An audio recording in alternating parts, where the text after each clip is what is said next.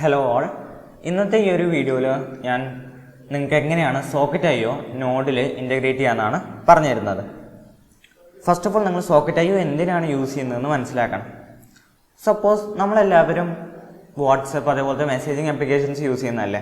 അതിലിപ്പോൾ ഞാൻ ഒരു മെസ്സേജ് അയച്ചു കഴിഞ്ഞ് കഴിഞ്ഞാൽ റിസീവറിൻ്റെ മൊബൈലിൽ ഓൺ ദ സ്പോട്ടിൽ തന്നെ എന്ത് വരും, ആ മെസ്സേജ് വരും. ഇതേപോലെ റിയൽ ടൈം കമ്മ്യൂണിക്കേഷൻ എഫക്റ്റീവ്ലി നടത്താൻ വേണ്ടിയിട്ടാണ് നമ്മൾ സോക്കറ്റ് ഐ ഒ യൂസ് ചെയ്യുന്നത്. ഇത് നമുക്ക് എങ്ങനെ നോഡ് വെച്ചിട്ട് ചെയ്യാമെന്നുള്ളതാണ് ഈ ട്യൂട്ടോറിയൽ വീഡിയോ. സോ അതിനായിട്ട് ആദ്യം തന്നെ നിങ്ങൾ എന്ത് ചെയ്യണം, നമ്മൾ എല്ലാ പ്രൊജക്റ്റും ചെയ്യുന്ന പോലെ തന്നെ npm init-y കൊടുക്കുന്നുണ്ട് npm ഇനീഷ്യലൈസ് ചെയ്യാൻ വേണ്ടിയിട്ട്. ഇനി നമുക്ക് എക്സ്പ്രസ് ഫ്രെയിംവർക്ക് ഇൻസ്റ്റാൾ ചെയ്യാം. ബേസിക്കലി നമ്മൾ ഐ കൊടുക്കുന്നത് എന്തിനാന്ന് വെക്കുകയാണെങ്കിൽ ഇൻസ്റ്റാളിന് പകരാട്ടോ. npm ഇൻസ്റ്റാളിനും കൊടുക്കാം, അല്ലെങ്കിൽ npm ഐ കൊടുക്കുമ്പോൾ ഇൻസ്റ്റാൾ ആവും.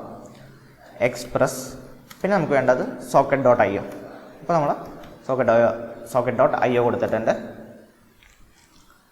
നമ്മളിപ്പോൾ ഈ രണ്ട് പാക്കേജസ് നമ്മൾ ഇൻസ്റ്റാൾ ചെയ്യാം. ഇപ്പോൾ നമുക്ക് പാക്കേജ് .jsonൽ പോയി കഴിഞ്ഞാൽ നമുക്ക് കാണാൻ പറ്റും എക്സ്പ്രസ് ഇൻസ്റ്റാൾ ആയിട്ട് socket.io ഇൻസ്റ്റാൾ ആയിട്ടുണ്ട്.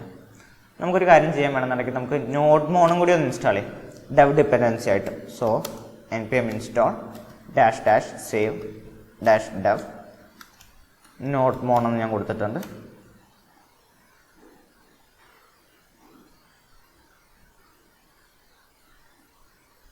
ഇപ്പോൾ നോഡ് മോൺ ഡെവ് ഡിപ്പെൻഡൻസിൽ വന്നിട്ടുണ്ട്. ഡെവ് ഡിപ്പെൻഡൻസി എന്ന് പറയുന്നത് എന്ന് വെക്കുകയാണെങ്കിൽ നിങ്ങളിപ്പോൾ ഫോർ എക്സാമ്പിൾ ഇപ്പോൾ ഞാൻ ഈ നോഡ് മൊഡ്യൂൾസ് ഡിലീറ്റ് ആക്കി, അല്ലാന്നുണ്ടെങ്കിൽ ഞാനതിപ്പോൾ ഗിറ്റബിൽ പുഷ് ചെയ്തതിന് ശേഷം നിങ്ങളിത് വീണ്ടും ക്ലോൺ ചെയ്തെടുക്കുന്ന ടൈമിൽ ഡെവ് ഡിപ്പെൻഡൻസി ഡെവലപ്പ് ചെയ്യാൻ യൂസ് ചെയ്യുന്ന ഡിപ്പെൻഡൻസീസ് ഒന്നും ഇൻസ്റ്റാൾ ആവില്ല. ഓക്കെ, അതുകൊണ്ടാണ് നമ്മൾ നോഡ് മോൺ ഡെവ് ഡിപ്പെൻഡൻസിൽ ഇടുന്നത്. ഞാൻ ക്ലിയർ ആക്കിയതാണ്. ഇനി നമുക്കൊരു കാര്യം ചെയ്യാം, നമുക്ക് app.js ക്രിയേറ്റ് ചെയ്യാം. നമ്മുടെ മെയിൻ JS ഫയൽ. എല്ലാ നോഡ് പ്രൊജക്റ്റും തുടങ്ങുന്ന പോലെ തന്നെ നമ്മൾ എന്ത് ചെയ്യണം, നമ്മൾ എക്സ്പ്രസ് റിക്വയർ ചെയ്യണം. Const express assign require express.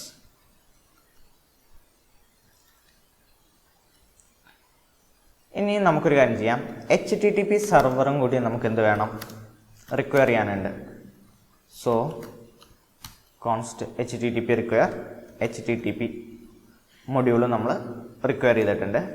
ഇനി നമുക്ക് socket.io എഴുതാം. So socket.io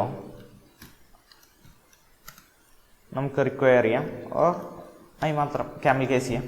io require socket.io. Okay, ഇനി നമുക്ക് എക്സ്പ്രസ് ആപ്പ് എടുക്കാം. Const app assign express instance open ചെയ്യുന്നു.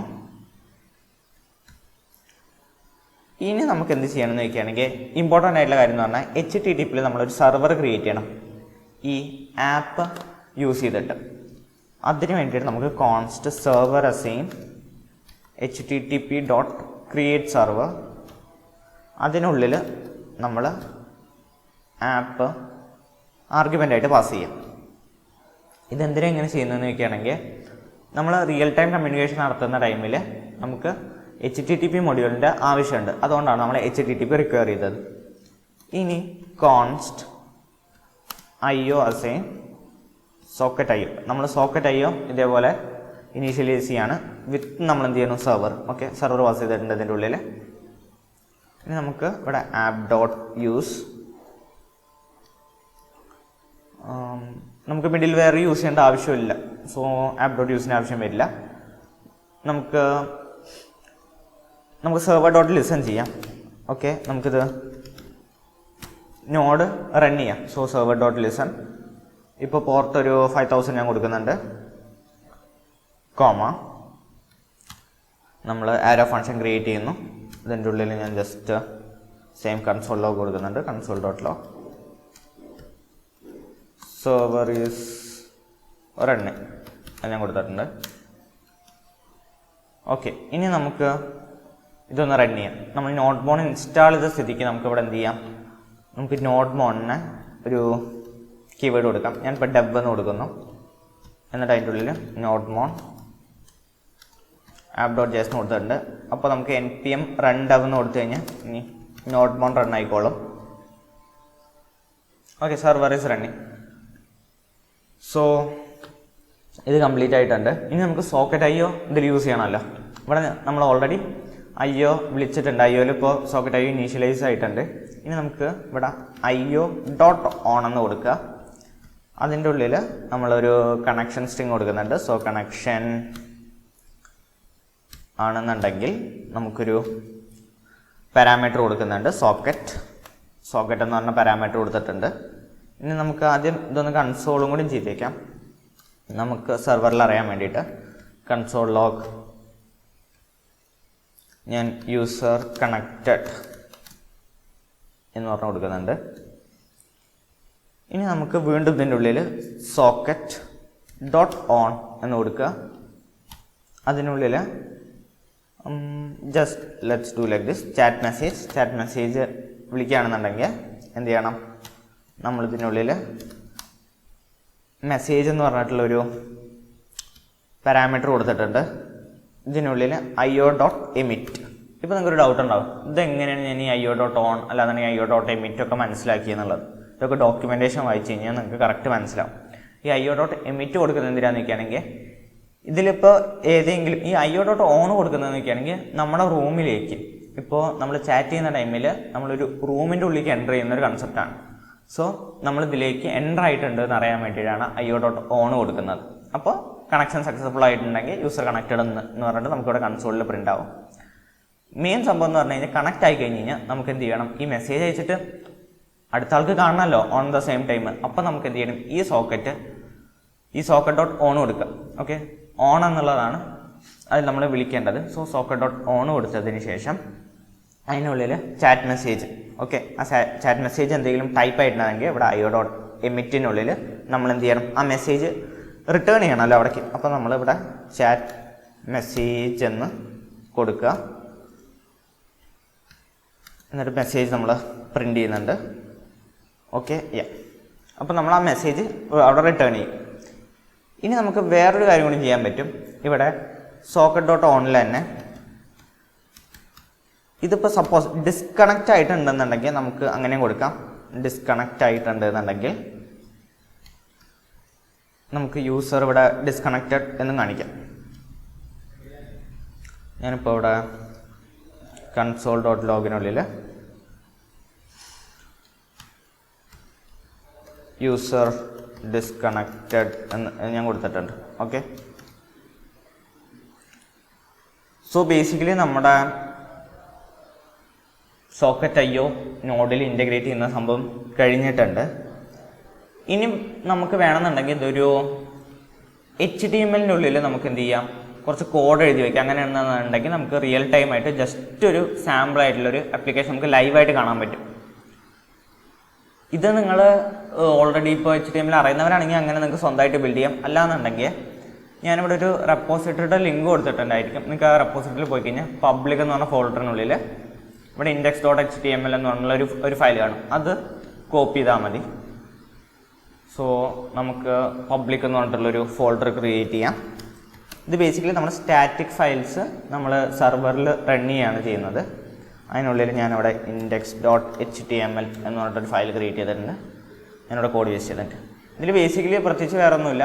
നമ്മൾ ആദ്യം നമ്മുടെ HTML സ്റ്റാർട്ട് ചെയ്തിട്ടുണ്ട്. പിന്നെ ഞാൻ കുറച്ച് സ്റ്റൈൽ കൊടുത്തിട്ടുണ്ട്, നിങ്ങൾക്ക് വേണമെങ്കിൽ കൊടുക്കാം. ഇത് ബേസിക് CSS ആണ്.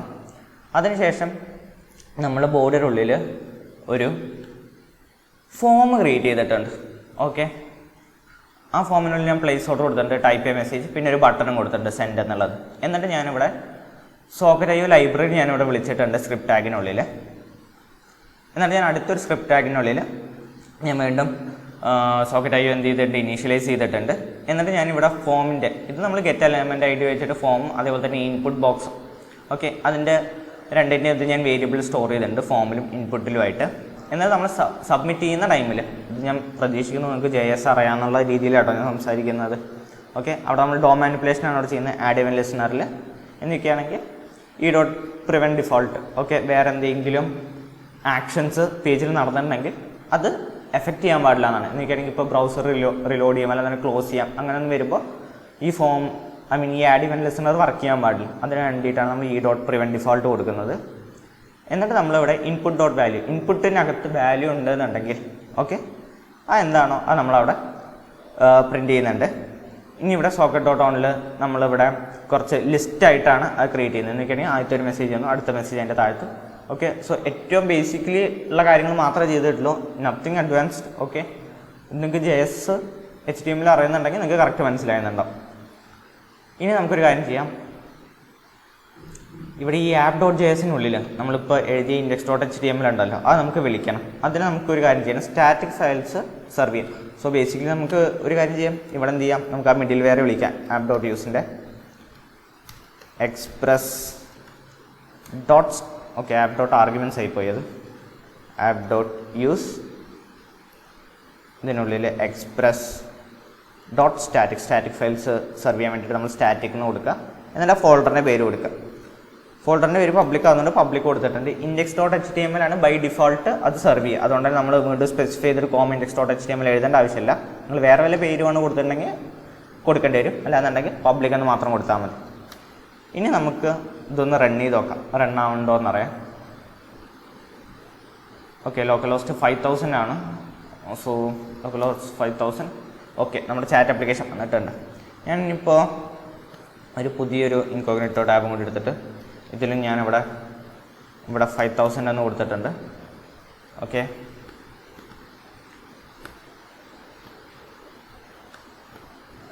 ഇവിടെ ഞാൻ 2 ടാബായിട്ട് കാണിച്ചു തരാം. സോ കുറച്ചും കൂടി ക്ലിയർ ആവും. ഇത് നമ്മുടെ ഒരു ഫോണാണെന്ന് വിചാരിക്കുക, ഇത് അടുത്ത ഫോൺ. സോ ഇതിൽ ഞാനിപ്പോൾ ഇവിടെ ഹായ് എന്ന് ടൈപ്പ് ചെയ്തു, ഇപ്പുറത്തും ഹായ് എന്ന് വന്നു. ഹലോ, കണ്ടോ? ഇത് നിങ്ങൾക്ക് കുറച്ചും കൂടി മോഡിഫൈ ചെയ്യാൻ പറ്റും. എന്നൊക്കെയാണെങ്കിൽ നിങ്ങൾക്ക് ഇതിൽ എന്തൊരു യൂസർ ലോഗിൻ കൊടുക്കാം, എന്നിട്ട് അതിൽ ഒരു റൂമിലേക്ക് കുറേ റൂം പോലെ ക്രിയേറ്റ് ചെയ്യാം, അല്ലാന്നുണ്ടെങ്കിൽ 2 പേര് ചാറ്റ് ചെയ്യുന്ന രീതിയിൽ ക്രിയേറ്റ് ചെയ്യാം. പിന്നെ ബാക്കിയുള്ളൊക്കെ നിങ്ങളുടെ ഐഡിയ ആണ്. ബേസിക്കലി ഇത്രയേ ഉള്ളൂ എന്ത് നമ്മുടെ സോക്കറ്റായി വെച്ചിട്ട് ഇൻറ്റഗ്രേറ്റ് ചെയ്യുന്നത്. ഭയങ്കര എളുപ്പമാണ്, നിങ്ങൾ നോക്കിയാൽ മനസ്സിലാവും ഇതെങ്ങനെയാണ് ഇത് ക്രിയേറ്റ് ചെയ്യുക എന്നുള്ളത്. ഇത് ബേസിക്കലി ഈ കാര്യം നിങ്ങൾക്ക് പിടികിട്ടണമെന്നുണ്ടെങ്കിൽ, കൂടുതൽ കാര്യങ്ങൾ ചെയ്യണമെന്നുണ്ടെങ്കിൽ നിങ്ങൾ ജസ്റ്റ് socket.io എന്ന് നിങ്ങൾ ഗൂഗിളിൽ സെർച്ച് ചെയ്യുക, അതിൻ്റെ ഡോക്യുമെൻറ്റേഷൻ വായിക്കുക. അപ്പോൾ നിങ്ങൾക്ക് ഈ കാര്യങ്ങളെല്ലാം കാണാൻ പറ്റും. നിങ്ങൾക്കിത് ക്ലിയർ ആയിട്ടുണ്ടെന്ന് വിചാരിക്കുന്നു. എന്തെങ്കിലും ഡൗട്ട്സ് ഉണ്ടെന്നുണ്ടെങ്കിൽ കമൻറ്റ് ബോക്സിൽ ചോദിക്കാവുന്നതാണ്. ഇനി അതല്ല ഏതെങ്കിലും സജഷൻസ് ഉണ്ട് ഇതേപോലത്തെ വീഡിയോസ് ചെയ്താൽ കൊള്ളാമെന്നുണ്ടെങ്കിൽ അത് നിങ്ങളുടെ കമൻറ്റ് ബോക്സിൽ മെൻഷൻ ചെയ്യുക. That's it. Thank you.